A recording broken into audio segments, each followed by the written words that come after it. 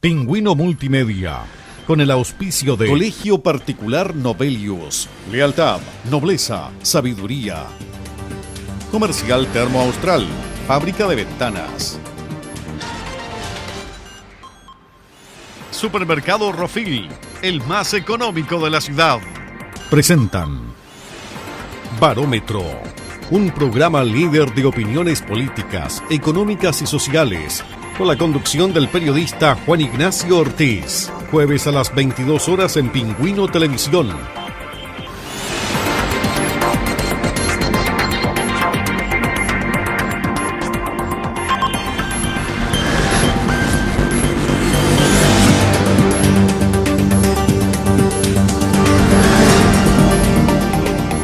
Bienvenidos amigos, llegamos a otra edición más de Barómetro acá en Pingüino Multimedia, terminando marzo y partiendo abril. Y es por eso que hoy día en Semana Distrital tenemos una gran invitada presencial, la diputada Javiera Morales. ¿Cómo está, diputada? Muy bien, Juan Ignacio, y siempre contenta de estar acá en el Pingüino, y aprovecho a saludar a la gente que nos está viendo en su casa. Esta semana hemos tenido interrelación con varios parlamentarios magallanes porque varios como que se quedaron la Semana Distrital definitivamente acá. Es la primera Semana Distrital en ejercicio de usted. Así es. ¿Se siente diferente como venir ahora a Magallanes como autoridad, como diputada? No, o sea, más que diferente, con más responsabilidad, claro, y haciendo funcionar la oficina, claro, lo más pronto posible, que es lo que queremos lograr de acá las próximas semanas distritales, pero para alguien que ahora tiene que trabajar hartas semanas afuera, siempre es una maravilla volver acá a la región. ¿Y cómo ha sido la instalación, diputada, en el Congreso? A ver, yo soy nueva, entonces efectivamente creo que me van a tener que tener paciencia de que instalarme me cuesta un poquito más porque es algo todo nuevo, pero la verdad es que ya en estas 3 semanas logramos ya como bancada trabajar, también como Pacto a Prodignidad, tuvimos reunión como las dos coaliciones oficialistas junto con el gobierno. Entonces yo diría que para ser una parlamentaria nueva han sido buenas semanas en que ya hemos votado proyectos, ya estamos en el funcionamiento de la Cámara y eso me alegra mucho porque tenemos grandes desafíos en estos 4 años. Y en temas domésticos, ¿cómo lo está haciendo? ¿Está viajando todos los días de Santiago a Valparaíso? He cometido errores, creo que esta semana, de partir a veces en bus muy temprano, de horas de taco que nunca preví, entonces creyendo que salía y que llegaba a una hora prudente, y la verdad es que del tramo Valparaíso a Santiago todo bien, pero llegaba a Santiago a la hora del taco que no lo estimé y me pasé 1 hora y tanto, entonces creo que estoy todavía en periodo de ajuste para ver cuál es la mejor manera para hacer eficiente los tiempos. Hay días que me quedo efectivamente porque como en familia, Valparaíso. usted con la familia está instalada en Santiago. Hicimos, o sea, estamos allá, pero la semana distrital nos venimos para acá, claro, así que ahora me vine con mis hijos también y vamos a estar un poquito allá y un poquito acá porque también la idea es viajar entre medio. ¿Pero están funcionando de lunes a viernes el Congreso o de martes a jueves? De lunes a miércoles. ¿Ya? Lunes, martes y miércoles, y el jueves también está reservado para comisiones, sesiones de comisiones que todavía hay muchas comisiones que todavía no funcionan, que son no las, digamos, permanentes, sino que las investigadoras y todas esas se reserva ahí el día jueves. ¿Y la oficina suya en el Congreso es la que tenía el diputado Boris? Que nos movimos de piso. Entonces, eso sí tengo que... la verdad es que entiendo que esos son temas administrativos que se ven durante enero, y aparte que la bancada de Convergencia Social, antes eran 4 parlamentarios, entonces tenían de alguna manera que compartir el piso con otros diputados y diputadas, y hoy día ya ampliamos a 10 parlamentarios y eso nos permitió tener un ala del piso del Congreso, y me imagino que esas son las razones también por las que nos movimos. Así que no pude tener la oficina que tenía el actual presidente, pero sí heredé bastantes objetos, y cuando llegué a mi oficina tenía bandera y muchos libros que le agradezco por intermedio de acá del Pingüino al presidente. Claro, que eran de la oficina... Claro, que era la oficina del presidente en el Congreso. ¿Y con el personal que trabaja, diputada, allá? Hay efectivamente la secretaria, por ejemplo, a quien le mando un cariñoso saludo, doña Evelyn, era también la secretaria de Gabriel. Del presidente. A veces se nos olvida del presidente. Sí, pero Gabriel igual sigue siendo persona. Sí, no, entonces... pero él hoy día está ejerciendo un cargo institucional muy importante del país y hay que tener también la formalidad a veces que corresponde. Pero ya más acostumbrada en eso, ¿cómo lo ven los parlamentarios más, no voy a decir más viejos, pero que llevan más experiencia, que tienen más experiencia en el Congreso a los nuevos? Yo espero que con buenos ojos, al menos yo lo que sí no sé si voy a apelar a los otros parlamentarios, también lo comentaba en la mañana en otro medio, que hay harta susceptibilidad en el proceso de instalación, con quién se almuerza, con quién no, con quién se llama, con quién no, creo que lo hemos visto también en los medios, y eso para mí es bastante nuevo, entonces creo que de alguna manera también voy con mucha esperanza y no he visto ninguna mala cara, ninguna tampoco inconveniente en conversar o en generar un espacio. He estado con los otros parlamentarios de la región, nos tenemos comisiones en común y se ha dado un diálogo amable, gentil, y eso me tiene muy esperanzada. Yo me imagino que ellos lo verán con los mismos ojos, espero que así sea, más allá de las diferencias políticas, programáticas, que es lo normal y lo común en un cargo como este. ¿Usted está en la Comisión de Zona Extrema? Comisión de Zona Extrema, Gobierno y Derechos Humanos. Comparto Comisión de Zona Extrema con el diputado Matheson, así es. ¿Cómo asume las críticas que hizo el diputado Matheson a la comisión en el sentido de que no se invita, por ejemplo, o se invita cegadamente a ciertos actores políticos a nivel nacional y se deja fuera a otros? En el caso de la región de Magallanes, sí, dijo que solamente se había invitado al gobernador de Magallanes y al alcalde de Arica, que eran dos personas que eran afines al gobierno del presidente Gabriel Boric, y que ¿por qué no se invitaba también a otros actores políticos importantes de cada una de esas regiones que fueron opositores? Me llamó la atención esa crítica, porque lo que ocurrió fue que generalmente se estila que una vez que se instala la comisión, la sesión siguiente, dado que generalmente la agenda de las comisiones está muy ligada a la agenda legislativa del gobierno, ¿no es cierto? Lo que generalmente se estila, según lo que yo voy aprendiendo, es que se cita al subsecretario, ministra correspondiente de la cartera más ligada a la comisión de que se trate, y eso es lo que ocurrió acá en Zonas Extremas. Tuvimos una primera sesión de instalación y después se citó al subsecretario Crispi, y efectivamente ahí se eligió también el presidente, Vlado Mirosevic, y lamentablemente el subsecretario Crispi los días antes, o el día antes incluso, señaló que no podía ir por problemas de agenda. Sabemos que él está también encargado ahí del nombramiento en su cartera de Interior, y lo que se hizo fue decir, bueno, citemos o de alguna manera empecemos a escuchar a las autoridades, a las nuevas autoridades de las distintas zonas extremas, y eso, pero en ningún caso fue sesgado de decir este sector o el otro, sino que abramos un periodo de audiencia, y así fue lo que señaló el presidente después de la comisión, una vez que el diputado Matheson hizo ese comentario. Acá no hay ningún sesgo, sino que se va a invitar a todos quienes, está abierta la agenda de alguna manera para invitar a las autoridades de la zona extrema, sobre todo en una comisión, y esto también no es que me llamó la atención, pero me pareció muy agradable. La Comisión de Zona Extrema es una comisión que tiene mucho en común por las distintas regiones, por las particularidades de las distintas regiones, entonces la verdad es que no se da esta tensión mucho más alta entre los distintos bloques partidistas que sí ocurre en otras comisiones. Esta es una comisión bastante transversal que siempre ha trabajado en distintos temas, como el plan de zonas extremas, como la ley de excepción,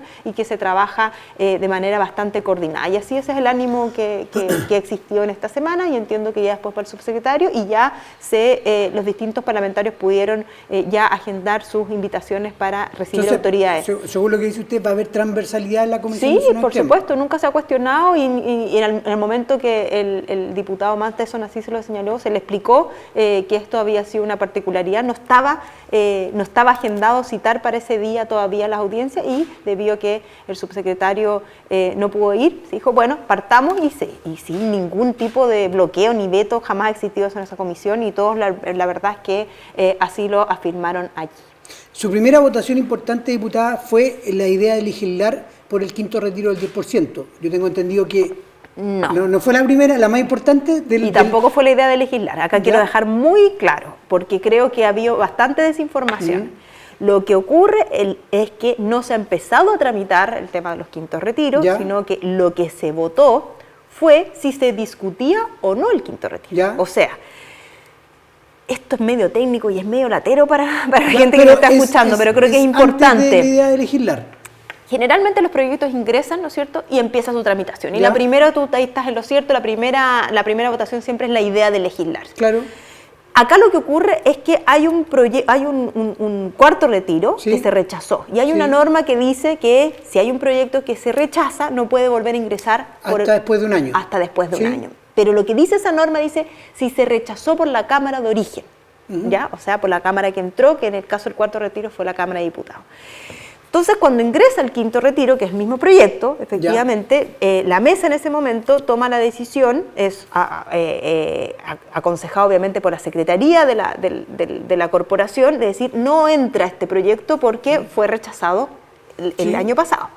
Pero el tema es que el rechazo dice que es en la Cámara de origen y acá la Cámara de Diputados lo aprobó. Sí, el Senado rechazó. El Senado rechazó, entonces había una mala aplicabilidad de esa norma. Entonces eso es lo que se votó. Vamos a entrar a discutir este proyecto, sí o no. Es un trámite que no existe en los otros proyectos de ley, para que quede muy claro. No ¿por qué, ¿por qué se logran 117 votos a favor para entrar a discutir el tema del quinto retiro? Por lo que explicaba antes. Acá la pregunta es, ¿se aplica esa norma de que la Cámara de Origen rechazó o no? Según estos 117 diputados, la Cámara de Origen era la Cámara de Diputados y por tanto esa Cámara no había rechazado, sino que había aprobado. Hay parte del gobierno actual, diputada Morales, que está a favor del quinto retiro.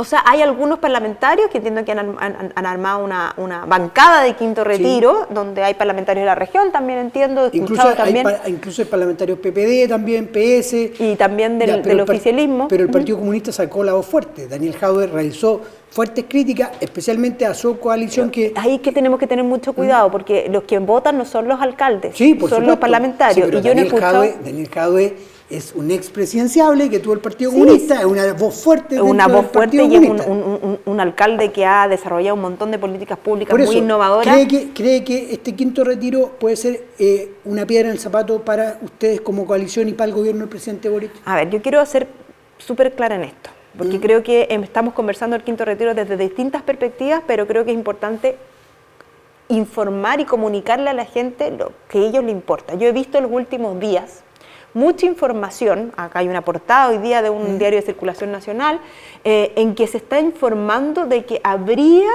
un proyecto de ley o un interés o voluntad en expropiar los fondos de pensiones. Sí, que estamos hablando del quinto retiro, no nos pasemos a ese tema también. Lo que pasa, Juan Ignacio, es que ante eso la gente obviamente dice, yo quiero mi plata en mi cuenta. Sí. Esto es lo que se está provocando, desinformando. Yo incluso he escuchado parlamentarios de esta región diciendo, saquemos el 100%, promovamos proyectos de ley retirando el 100%, cuando ni siquiera voy a hablar de mi sector. Expresidenciables, exministros de Hacienda, como Ignacio Briones, les ha dicho a esos parlamentarios, por favor, ¿de qué están hablando? Ustedes saben el efecto económico que tendría eso y cómo destruiría un futuro sistema de pensiones. Pero si no llegan las soluciones sociales luego. Bueno, hablemos de eso. Por eso, hablemos de eso. Entonces, ante eso, lo primero, y que yo quiero también ser muy responsable, no existe ni un proyecto de ley, ni una parte del programa de gobierno del actual presidente de la República, ni tampoco una disposición constitucional que vaya a expropiar los fondos de las pensiones de los trabajadores y trabajadoras, para que se queden de alguna manera tranquilos, porque yo sé que esto debe provocar una tremenda ansiedad. Gente que ha ahorrado toda su vida, tiene ahí sus fondos pensando en el futuro y le están diciendo que se los van a quitar. Eso no va a ocurrir, eso es lo primero, para que conversemos entonces de lo que tenemos que conversar. Si lo que tenemos que conversar ahora es cómo enfrentar todavía los efectos económicos de la pandemia, esa discusión creo que es muy interesante y esa es la que tenemos que entrar. Eso es lo que le interesa a la gente. La gente que hoy día lo está pasando mal y que lo sigue pasando mal porque muchos se olvidan. Muchos dicen, usamos mascarilla, se acabó la pandemia, sigue la mascarilla en los colegios, los niños con los aforos limitados o no limitados, pero estamos en pandemia, seguimos en pandemia y la gente sigue sufriendo. Sí, seguimos en pandemia y estamos en un momento en que hemos pasado otra etapa de la pandemia, sin duda, lo hemos vivido todo. Hemos vuelto a una especie de normalidad con las escuelas, los colegios abiertos, lo que genera efectivamente para las familias un montón de posibilidad o libera un poco, sobre todo a mujeres, para poder volver a tener empleo. Pero sabemos, al mismo tiempo, que esto se termina el IFE universal. Sí. No es posible como Estado seguir manteniendo un apoyo universal como fue el IFE universal porque es muy costoso para las finanzas públicas y hoy día los números dicen que se ha recuperado en gran parte el empleo, pero como tú bien dices, Juan Ignacio, hay ciertas personas, ciertos grupos en que no ha sido así. O sea, el número en general va bastante bien, pero hay ciertos sectores que es muy importante para Magallanes, sectores como la gastronomía. Sí, turismo en general. Turismo en general. Mujeres, gente bastante joven que se están quedando atrás. Entonces, ahora llegó el momento de enfocar las medidas económicas para esos grupos. Y eso es lo que se está empujando de alguna manera, y para eso se va en los próximos días, que es lo que estuvimos trabajando también el viernes pasado en Cerro Castillo, se va a informar un plan de reactivación económica enfocado en esos grupos que están de alguna manera silenciados en estos grandes números en que se han recuperado casi ese millón de empleos, pero todavía hay ciertos grupos que no han podido subirse a esta reactivación económica. Eso se va, entiendo, a informar. Yo no soy, quiero repetirlo, lo he repetido también en los distintos medios en que he estado, yo no soy vocera de gobierno, soy diputada oficialista, pero en ese sentido quiero dejar claro que el gobierno va en los próximos días a implementar o informar. Eso, lo que me está diciendo a mí hoy, en estos momentos, diputada, ¿lo sabe Daniel Jadwe? Porque la reacción que tuvo Jadwe después de cierta reacción de un sector de la coalición que gobierna hoy día es diferente. Él le estaba molesto y le estaba enrostrando a ustedes mismos que pertenecen a esa coalición que ¿por qué estuvimos todos por el cuarto retiro y hoy día no vamos por el quinto? Decía, y con palabras fuertes, o sea, atacando principalmente al ministro de Hacienda y al presidente de la República. Sí, yo no sé si él está informado. Lo que yo sí puedo decir es que donde se va a decidir y donde se está trabajando fuertemente la reactivación económica como plan nacional es en el gobierno, son los que nos han informado, el ministro de Economía, la ministra del Trabajo, la ministra de la Mujer, porque ahí te dan luces también de cuáles son los sectores en donde está más complejo el tema de la reactivación, son los encargados ya de informar y tener la voz en esto. Si se llega a legislar o se llega a votar incluso por el quinto retiro, ¿usted va a votar en contra del quinto retiro? Efectivamente, sí empieza, y que lo entiendo que lo que se va a hacer en los próximos días, de implementar este plan de reactivación económica para que estos grupos que se les cortó el IFE universal y todavía no han podido recuperar sus empleos puedan tener todos los mecanismos para ir avanzando junto con el resto del país. Y otro tema más, Juan Ignacio, que uno dice, ¿en qué estamos trabajando? Bueno, dentro del programa de gobierno no está el quinto retiro porque sabemos que son medidas excepcionales para un minuto y que nos permiten mejorar la calidad de vida de forma permanente. Nuestro programa de gobierno está enfocado en mejorar la vida de las personas de manera permanente y en eso, junto con este plan de reactivación económica, durante este año ya se va a trabajar en el aumento del sueldo mínimo, ¿no es cierto? También en las 40 horas, proyectos muy importantes en la cartera de trabajo y que además se tienen que trabajar junto con economía porque sabemos que esos dos grandes proyectos que son muy importantes pueden afectar a las pequeñas y medianas. Usted lo decía, hay parlamentarios de la región que ya anunciaron que van a votar a favor de un quinto retiro, si es que se llega a votar en la Cámara de Diputados y posteriormente en el Senado. Lo único que estarían anunciando que no van a votar a favor sería usted y Alejandro Cusano. Yo espero que esos parlamentarios escuchen también los anuncios que va a hacer el gobierno en los próximos días, para que yo entiendo que hay muchos que quieren votar porque están muy atentos de lo que espera toda esa gente que se está quedando un poco atrás en la recuperación económica tras la pandemia. Que dice usted que la califica entre comillas de desinformación que hubo en estos primeros 15 días del mandato presidencial, ¿le puede haber afectado al presidente Boric en la reciente encuesta CADEM de esta semana, donde baja al mínimo de la aprobación que él ha tenido como presidente? Entiendo que la aprobación se mantuvo más o menos igual y lo que subió fueron 10 puntos la desaprobación. Sí, afectó la desinformación en cuanto a los retiros. En cuanto a que la gente se está desesperando, se está tornando ansiosa y cree que las soluciones vienen mañana, cuando recién llevamos 20 días de gobierno. O sea, yo creo que llevamos 20 días de gobierno, está el tema económico, pero también está un tema que ha sido bastante complejo para nuestro país, como es la crisis humanitaria en el norte por los temas migratorios y también el foco de conflictividad que hay por el conflicto entre el Estado y el pueblo mapuche. Entonces, ante eso se han tenido que tomar decisiones difíciles, abrir un camino de diálogo que todos sabíamos que no iba a ser de un día para otro, y eso ha sido complejo sin duda, pero las encuestas son fotos de un minuto, no responden, ¿no es cierto?, a la visión del gobierno hacia adelante. Yo veo que la verdad es que el ánimo es de donde voy, donde me siento, donde logro conversar, es que todo el mundo, incluso sectores opositores, que quieren que a este gobierno le vaya bien. Sí, es que las expectativas son altas, diputada. Yo se lo voy a confesar, el día que asume Gabriel Boric, el 11 de marzo, yo no había visto tanto aprobación hacia un presidente y tanta expectativa hacia un presidente desde Patricio Aylwin el 11 de marzo de 1990, que no veía esa ansiedad y ese tratar de saludar, de sacarse una foto con el presidente, estar cerca del presidente. Usted lo vivió en carne propia, no solo en el Congreso, sino que después en la Plaza de la Constitución en Santiago. Sí. Yo la escuchaba en alguna entrevista como bastante emocionada con el tema. Pero ese tema se puede caer porque la gente está muy ansiosa, la gente no lo está pasando bien y la gente piensa que todas las soluciones tienen que venir mañana. No, a ver, vamos. distingamos. Primero el tema de las expectativas. Yo, hace unos años atrás, o las últimas elecciones, hace poquito, las últimas elecciones, no solo el año pasado, uno de los grandes temas que se tomaba en el debate público era el tema de la abstención electoral, de que la gente, efectivamente, la mayoría de la ciudadanía no confiaba en la política, creía que daba lo mismo, ese eslogan tan fuerte que decía, da lo mismo por quién voto, total, mañana igual tengo que levantarme para ir a trabajar, ¿no es cierto? No va a cambiar en nada mi vida según quienes estén o quienes se definan en las elecciones.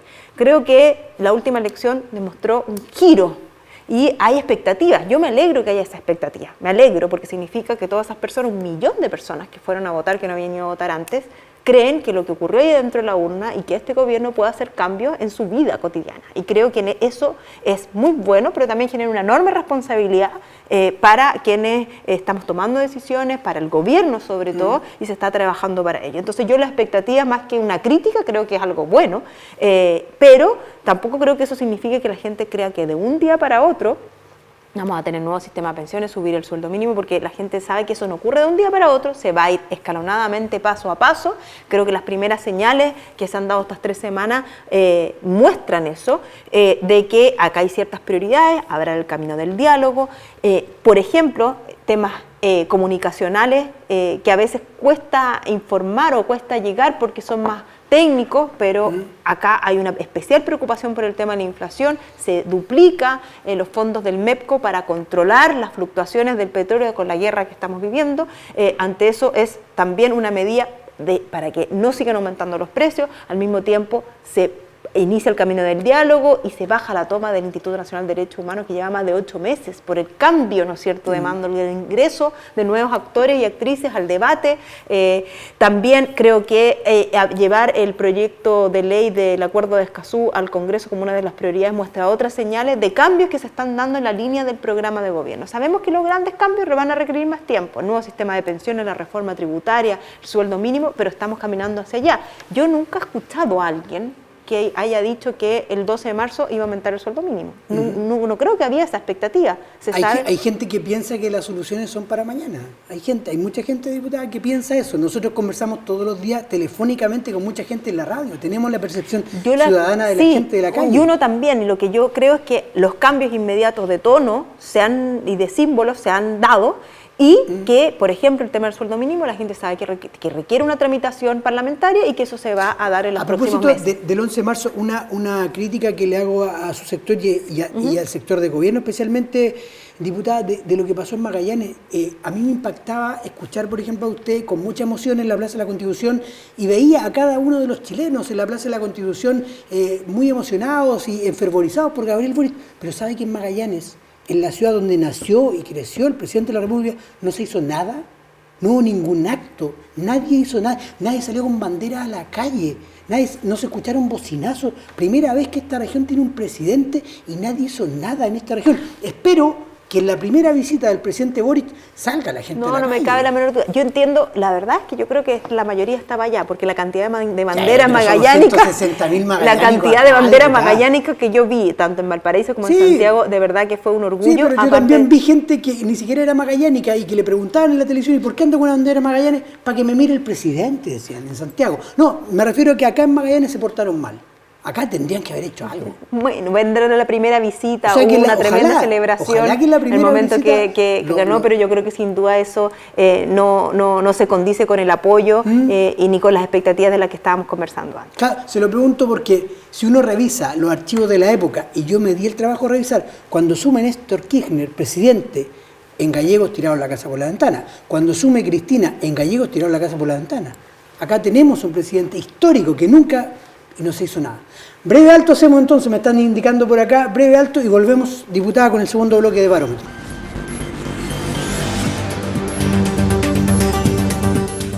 Pingüino Multimedia, con el auspicio de Colegio Particular Novelius, lealtad, nobleza, sabiduría. Comercial Termo Austral, fábrica de ventanas. Supermercado Rofil, el más económico de la ciudad.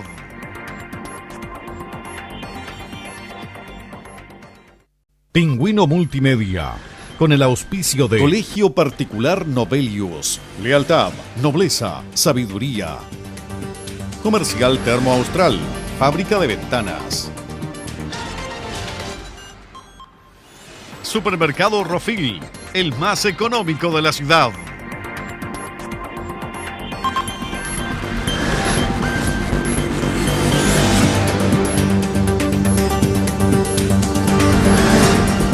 Segundo bloque de Barómetro, acá en Pingüino Televisión estamos con la diputada de la región de Magallanes, Javiera Morales. Diputada, hace pocas horas se han anunciado nuevos 5 Ceremis para la región de Magallanes. Hay mucha ansiedad también en la comunidad, en los medios de comunicación, algunos enojados porque usted alguna vez dijo que era tradición de que no se partiera con las designaciones. Pero así como, entre comillas, es tradición que a fines de marzo empiezan a aparecer, a goteo, pero empiezan a aparecer. Hoy aparecieron 5. En la próxima hora deberán aparecer los otros, porque sí, por ejemplo, ¿qué pasa con transportes? ¿Qué pasa con el MOP? Cartera muy importante en la región de Magallanes. Yo sé que me retaron por el tema de la tradición, quizás no fue la palabra adecuada. Lo que traté ¿Quién la retó? No, los distintos medios, digo, ustedes mismos, ¿no? No, pero es que lo dijo acá, ¿cómo le iba a retar? Los distintos medios me han dicho, como, que no era tradición. Yo quizás ocupé mal la palabra, lo que está diciendo es que se estaba siguiendo el curso de los nombramientos, ¿no es cierto? La única como había sido en los últimos periodos de instalación de cualquier gobierno. Claro. Que acá lo que yo quería transmitir es que no había una excepcionalidad. No, nadie entra el 11 de marzo con el equipo completo. Eso no había ocurrido. Ocurrió sí, el 11 de marzo del año 90, Roque Tomás Escarpa ingresa con todos los seres. Claro, porque era el retorno a la democracia. Igual que el presidente Elwin ingresó, obviamente, los ministros se designaron en diciembre, en esa oportunidad. Estoy hablando en sepia, yo soy más viejo que usted, pero estoy hablando del año 89-90 cuando gana Elwin. Y después, la única vez que otro intendente ingresó el 11 de marzo con el equipo completo de acá fue con Ricardo Salles. Y eso fue el año 94, Frey. Con Frey. Ya. Entonces, lo que yo quería comunicar era que había esta sensación de que se estaban pasando los plazos, ¿no es cierto? De que no estábamos cumpliendo, de que incluso había habido como una especie de compromiso de que iba a estar todo, y la verdad es que nunca. Ya. Y eso es lo que yo quise comunicar. Quizá la palabra no era tradición, pero sí lo que quise comunicar es que se estaba siguiendo el curso de las últimas instalaciones de los gobiernos y que en eso no había ningún problema, ni excepcionalidad, ni problemática más allá de lo que se toma en la mayoría de los gobiernos, porque acá hay que hacer un trabajo muy minucioso de revisar antecedentes, de buscar las personas más apropiadas para cada cargo. Creo que eso hasta el momento se ha hecho bastante bien. Esto demora, yo sé que hay mucha ansiedad por lo mismo y se entiende porque se necesita tener autoridades para que la ciudadanía vaya, ¿no es cierto?, a plantear sus distintos requerimientos, pero van ya conformándose. Vemos que tenemos las delegaciones, tenemos 2 seremías y ayer 5 más. Así ya, pero a nivel de delegaciones, Convergencia tiene Magallanes y otra región. Le fue bastante bien al Frente Amplio y a Convergencia en las delegaciones regionales, me refiero. En cuanto a los Ceremis, también hasta el momento a Convergencia no le ha ido mal, o a Frente Amplio no le ha ido mal, con los 7 que se han nombrado acá, e incluso el Partido Socialista en las últimas horas también le va, entre comillas, le va bien porque hay designaciones. Pero ¿qué pasa con el Partido Comunista? Faltan designaciones todavía, esto es un equilibrio que también yo creo que hay que tomar en consideración, que acá hay que hacer un equilibrio entre efectivamente los partidos, que sin duda juegan un rol en la instalación de un gobierno, también independientes, que también ha ocurrido acá, ya creo que tenemos 2 o 3 Ceremis que son independientes, y eso justamente implica un trabajo de los equilibrios que se va logrando una vez que ya están todas las seremías contempladas, y en esto, tal como ocurrió en el gabinete a nivel ministerial, va a haber un gran porcentaje de independientes, un porcentaje de aprobodignidad, un porcentaje de socialismo democrático, y dentro de eso, efectivamente, aprobodignidad, acá el único partido que existe Frente Amplio es Convergencia Social, no existen los otros partidos, y por eso probablemente hay mayor representación de Convergencia Social o independientes más ligados a Convergencia Social, porque se entiende que es la única fuerza del Frente Amplio. ¿Por qué Magallanes es la región que está más retrasada en las nominaciones? ¿Por qué más retrasada? Sí, de todas las regiones del país, es la que presenta hoy día, estoy hablando 31 de marzo, este programa se repite los próximos días, pero al jueves, 31 de marzo, es la región que presenta la menor cantidad de Ceremis designados. ¿Qué diferencia hay? Te pregunto. Hay de 2 a 3 diferencias con otras regiones. Con otras regiones. Sí. Bueno, me imagino que se deberá a la particularidad de cada región. Yo entiendo que se está trabajando arduamente en revisar también los antecedentes de cada uno de los Ceremi. Debe haber, yo me imagino que debe ser algo relacionado con eso, pero de ahí que haya algún tema excepcional en Magallanes. Pero no es que le haya costado más, diputada, ponerse de acuerdo con el Partido Comunista acá en Magallanes que en el resto de Chile. No, en ningún caso. Yo pude contribuir ahí, todos quienes formamos parte y queremos que este gobierno le vaya bien, pudimos contribuir a las conversaciones, y la verdad que Apruebo Dignidad en la región está trabajando colaborativamente y bastante bien, empujando y con el interés de que a este gobierno le vaya muy bien. ¿Fue un traspié la designación frustrada del primer delegado presidencial provincial de Última Esperanza, Juan Francisco Díaz? Yo creo que ahí efectivamente quizás no era la mejor designación. ¿Pero por qué no era la mejor? ¿Porque él no nació en Puerto Natales? O sea, no, yo la verdad es que de ahí un tema personal con él, por el contrario, en ningún caso le haría una crítica, sino que entiendo que acá había un compromiso también transversal por parte del gobierno, lo vuelvo a repetir, yo no soy vocera del gobierno, pero de que ojalá sean personas con trabajo territorial en cada una de las provincias, y en ese sentido se estimó que no fue la mejor designación, la designación más ideal, y se tomaron las medidas en ese caso para nombrar a otra delegada. Eso nos da a entender, diputada, de que se está tratando de seleccionar gente que sea de la región, si no nacidos o criados en la región, gente que lleve bastante tiempo en la región, como el caso de la delegada Luz Bermúdez, que lleva muchos años también acá en la región. Y quiero volver un poco atrás. Cuando tú dices un traspié, más un traspié, yo creo que diría que muestra también un lado muy bueno de este gobierno, que se ha valorado tanto, que escucha, ¿no es cierto? Que escucha y que en ese sentido, cuando no lleva el rumbo que espera, va a tomar las medidas para ir retomándolo. Y creo que en eso lo que ocurrió en Última Esperanza es una muestra de ello.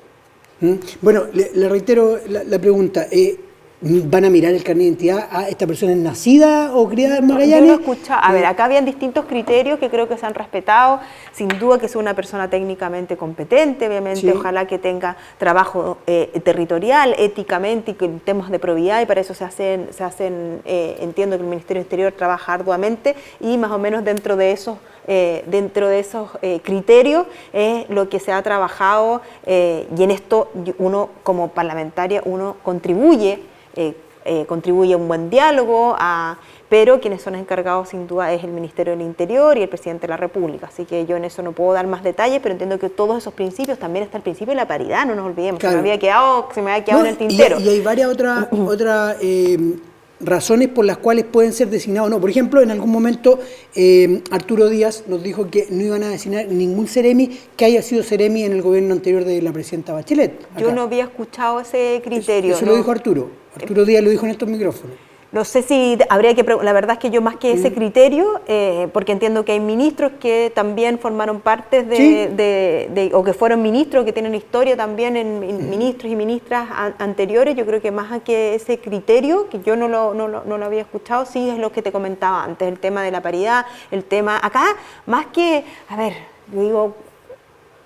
que no fueron... Acá lo que importa es que haya un compromiso con el programa de gobierno y de implementarlo a nivel regional, y yo creo que en ese sentido las seremías que se han nombrado hasta el momento están cumpliendo con todos esos criterios. ¿Está de acuerdo usted con la nominación de Bárbara Figueroa como embajadora en Buenos Aires, Argentina? Se lo pregunto como diputada, porque más encima diputada de la región que comparte mayor cantidad de límites con Argentina. Con Argentina, claro. Sí, sin duda. Yo creo que en eso sé que hubo mucha polémica. Sí.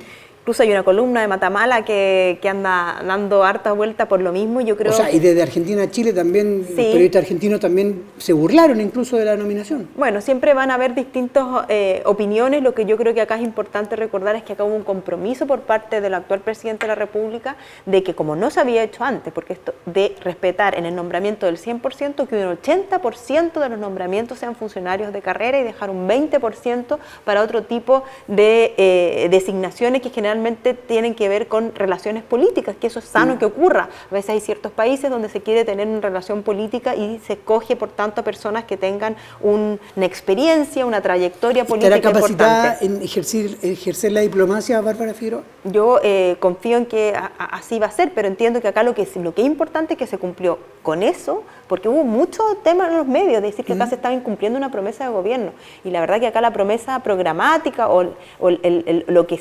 una promesa de campaña que se hizo fue que un 80% fuese funcionario de carrera. Eso está cumplido. Entiendo que ayer se nombraron ese 80% y un 20% iba a ser con otros criterios políticos con los cuales se nombraron al resto de los embajadores. La gente critica que no haya pitutos y que se deje los pitutos a un lado, en el sentido de que también no haya pago de favores políticos, de que se premie a candidatos que en las pasadas elecciones de noviembre hayan perdido, y en eso ya el listado es más o menos grande.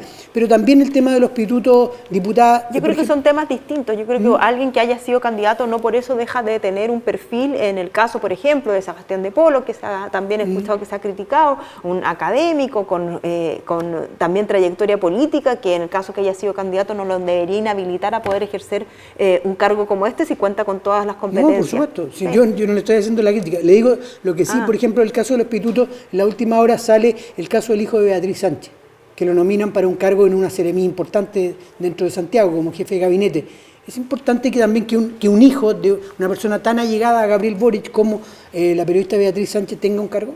Yo creo que efectivamente entiendo que ahí se hizo recuerdo que hace un par de semanas atrás se entregó un instructivo a través del Ministerio de las Express, en el que se señalaba que había que ser muy cuidadoso con el tema de los nombramientos y que sean personas con algún tipo de parentesco con ministros, subsecretarios y otros cargos políticos, salvo contadas excepciones que me imagino que estarán en ese sentido resguardadas por un tema de curricular o de experiencia o de expertise en un área, pero entiendo que también se puso topes también a el tema de los sueldos a través de las contrataciones honorarios, y que se está tratando de llevar una línea muy de probidad en ese sentido. Diputada, ¿tuvo la oportunidad de ver el listado de los 139 querellados por hechos violentistas en el marco del estallido social y por qué se les imputa a ellos? Salió públicamente hace pocas semanas. No lo revisé así nombre por nombre, no lo revisé. Pero yo lo revisé nombre por nombre.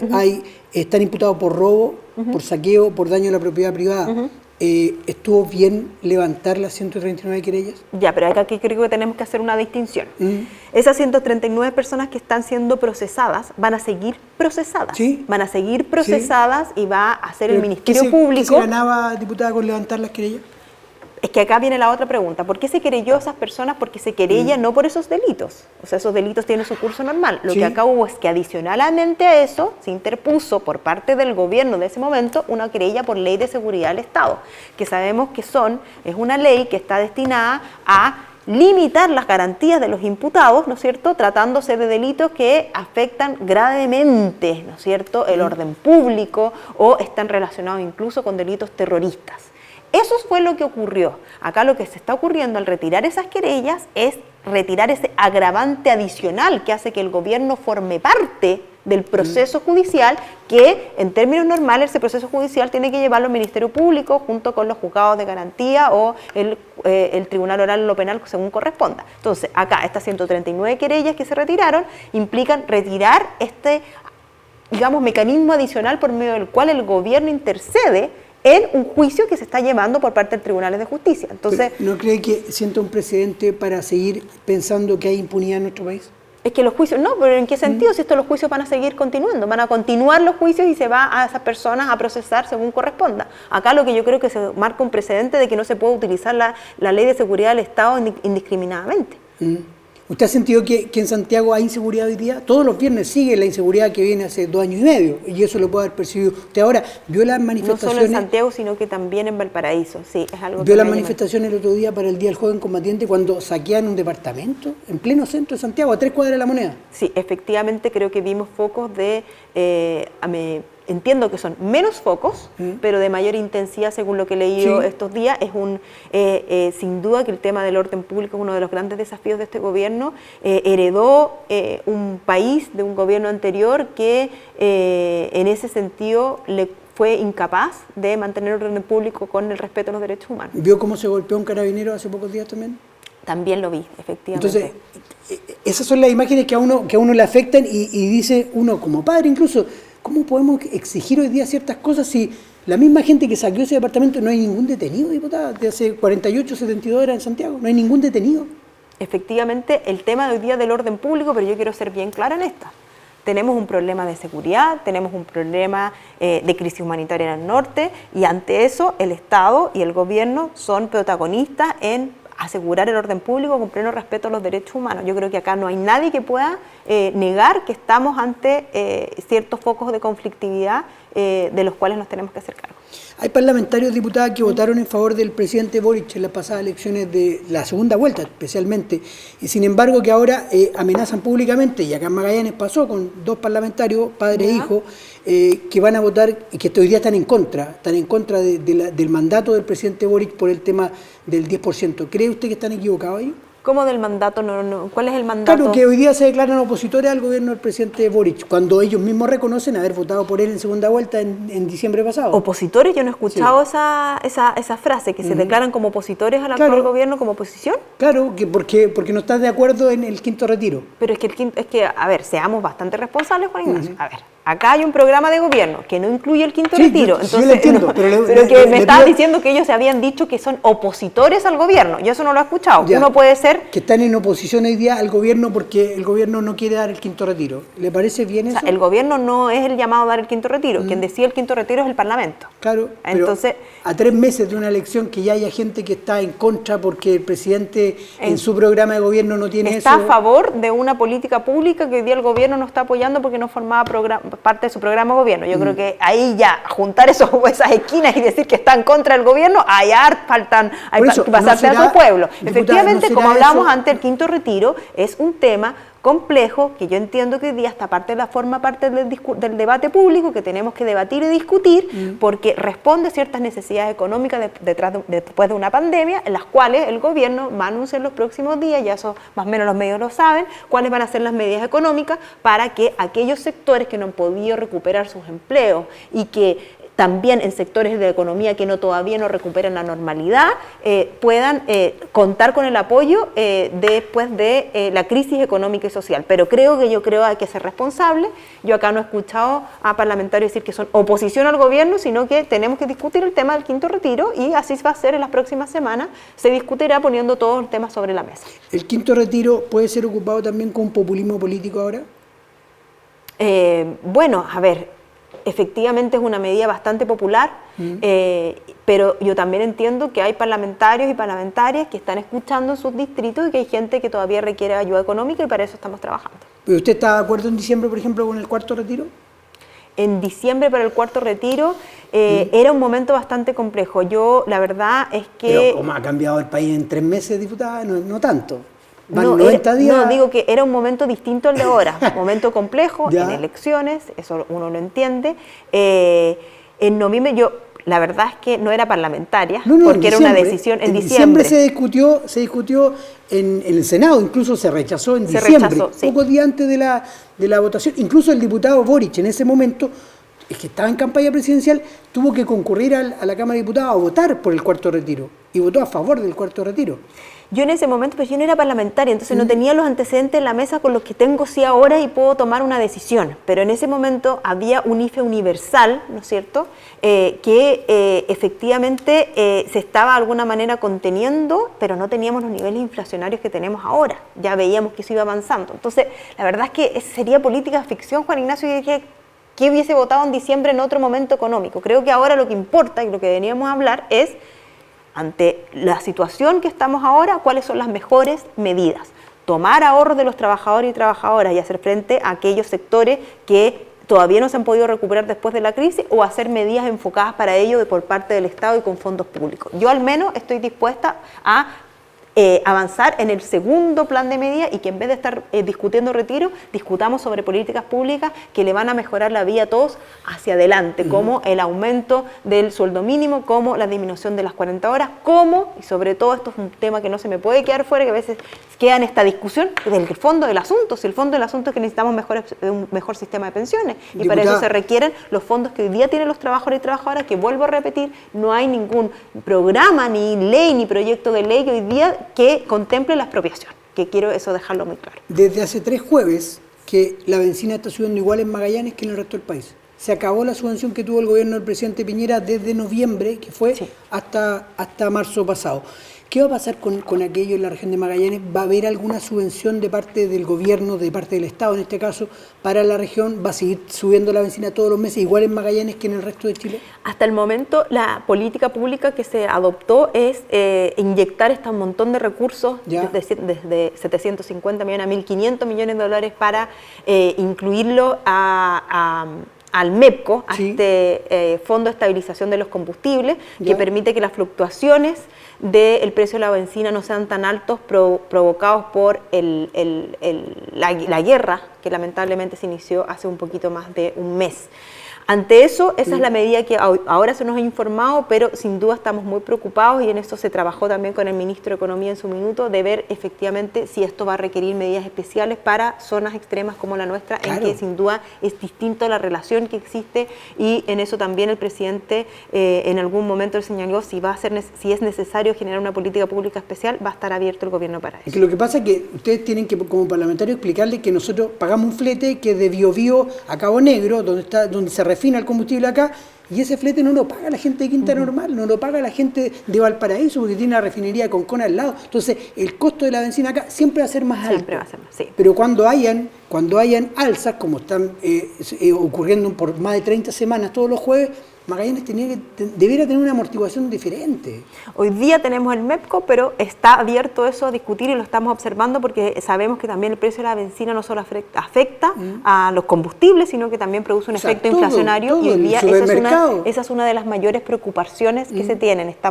El año pasado fue el doble, sabemos que hace un par de días el Banco Central aumentó la tasa a un 7%, y eso es algo que nos tiene muy preocupados, y que el gobierno, entiendo, está trabajando fuertemente para que no aumente la inflación, que sabemos que también es uno de los costos que ha tenido los retiros. A muchos les molestó lo que dijo el ministro de Transporte en su momento. En regiones extremas deberíamos motivar, dijo, el uso de la bicicleta. ¿El ministro de Transporte ha venido a Magallanes en invierno? ¿Conoce la realidad nuestra? No, pero sabemos, tratemos también de ser razonables en eso, y él no está diciendo que con menos 2 grados nos subamos a la bicicleta, sino que sin duda lo que está diciendo, que también lo ha dicho en los últimos días, que va a presionar o insistir, o más bien empujar la electromovilidad en nuestro país. Es lo que está promoviendo sin duda, es un uso de otros medios de transporte, porque sabemos que con solamente el auto privado vamos retrocediendo un montón.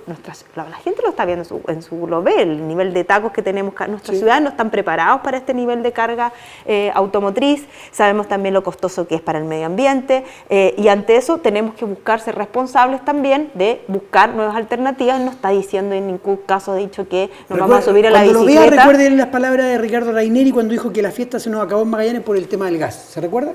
Pero estos son kilómetros de distancia, pues Juan Ignacio jamás está diciendo que se suba a la bicicleta en invierno. Nuestros adultos mayores, ¿cómo van a ir a cobrar la pensión en invierno en bicicleta? Pero él, cuando dijo eso, por favor, tratemos de ser un poquito más serios. Dijo que en la zona extrema debiera motivarse también el uso de la bicicleta. ¿Y tú estás en contra de que se motive el uso de la bicicleta en nuestra juventud? Yo puedo andar en bicicleta, diputada, yo puedo andar en bicicleta desde octubre, noviembre hasta marzo, pero después no se puede andar en bicicleta en Pero por eso, él dijo, y también tenemos que tratar de tener una conversación para que la gente no quedarnos en las puras frases. Entonces, acá no se dijo que se anduviese en bicicleta en el invierno, no se dijo que los adultos mayores se subieran a la bicicleta, sino que se dijo motivemos para el uso de otros medios de transporte como la bicicleta. Yo en esa frase, la verdad, es que creo que criticarla me parece también un poquitito injusto. Diputada, ¿está a favor usted de la mantención de la hora magallánica, ese horario diferido que a partir de este sábado a las 12 de la noche nos va a tener a nosotros durante 5 meses con una hora diferente al resto de Chile? Mira, voy a ser bastante sincera,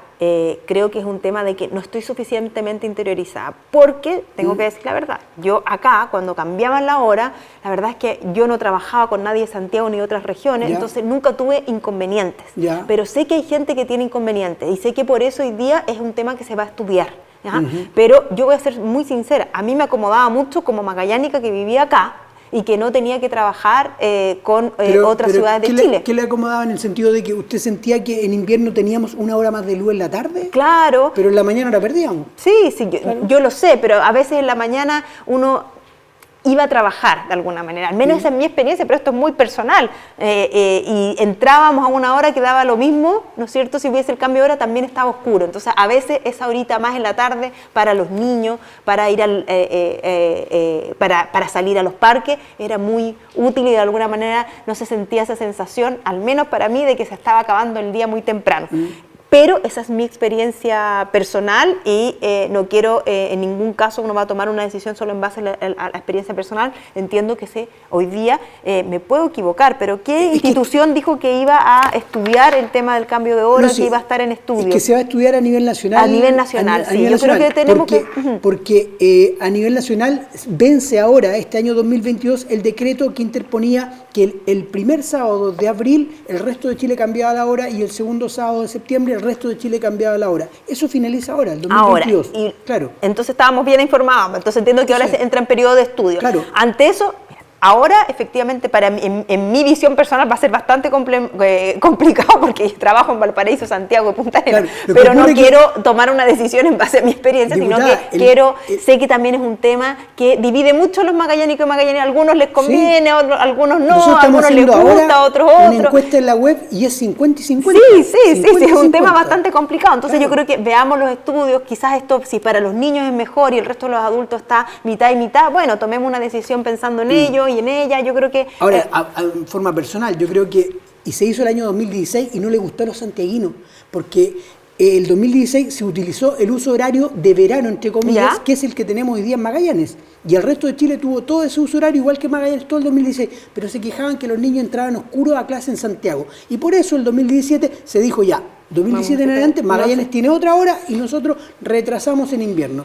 Ahora, yo creo que el mejor uso horario es el que tiene hoy día Magallanes. Para el resto de Chile igual, debería ser esa hora. Para el resto de Chile. Sí, bueno, ojalá tener el uso de verano como el que tiene Magallanes durante todo el año. Durante todo el año. Yo al menos quiero ver qué va a pasar, porque sé que esto, más que un tema de popular, porque divide a los magallánicos, muchos les gusta, a otros no, veamos efectivamente cuáles han sido los efectos. Es muy bueno las políticas públicas que una vez que estén implementadas, venir en este proceso de ver qué está pasando para poder mejorarla. Diputada, un tema doméstico al finalizar el programa que le debe estar pasando. Usted está transitando mucho entre Punta Arenas y el aeropuerto. Sí. ¿Ya? Una ruta boca de lobo en invierno.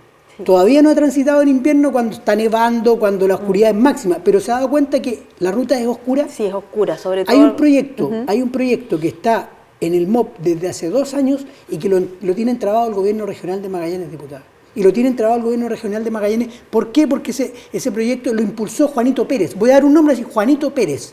Y ese Juanito Pérez no es del mismo pensamiento político del gobierno regional. ¿No cree que es...? Bueno, yo no... A ver... eso no me consta, no me consta, así que no entremos de nuevo en la No, pero se lo estoy explicando, con pera y manzana. Lo que yo sí sé y quiero aprovechar acá también para informar es que ha habido harta inversión pública durante los últimos 2 años que está retrasada por efectos de la pandemia y subejecutada, y uno de, acá me voy a adelantar quizás un poquitito a los anuncios que se van a hacer los próximos días, pero entiendo que uno de los de elementos principales de este plan de reactivación va a ser subir hartos cambios al acelerador al tema de la inversión pública en la región. Pero para eso tienen que designar Seremi el MOP, todavía no lo tienen. Ya va a estar en los próximos días, no te preocupes. Le agradezco, diputada, por haberse dado el tiempo de venir a conversar con nosotros acá a Barómetro. Y se fijó, la mayoría de las preguntas que se le hace es la sensibilidad que tenemos hoy día al escuchar al auditor nuestro acá en Pingüino Radio. Bueno, se agradece siempre también y tener la oportunidad de estar escuchando a la gente. Muchas gracias. Nos encontramos nosotros en Barómetro el próximo jueves, siempre a la misma hora, conversando transversalmente con los protagonistas de la información. Chao, chao.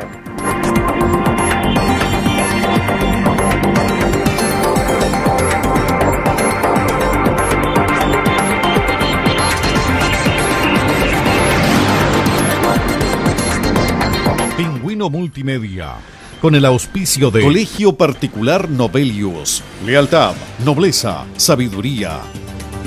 Comercial Termo Austral, fábrica de ventanas. Supermercado Rofil, el más económico de la ciudad. Presentaron Barómetro, un programa líder de opiniones políticas, económicas y sociales. Jueves a las 22 horas en Pingüino Televisión. Barómetro, un programa de Pingüino Multimedia.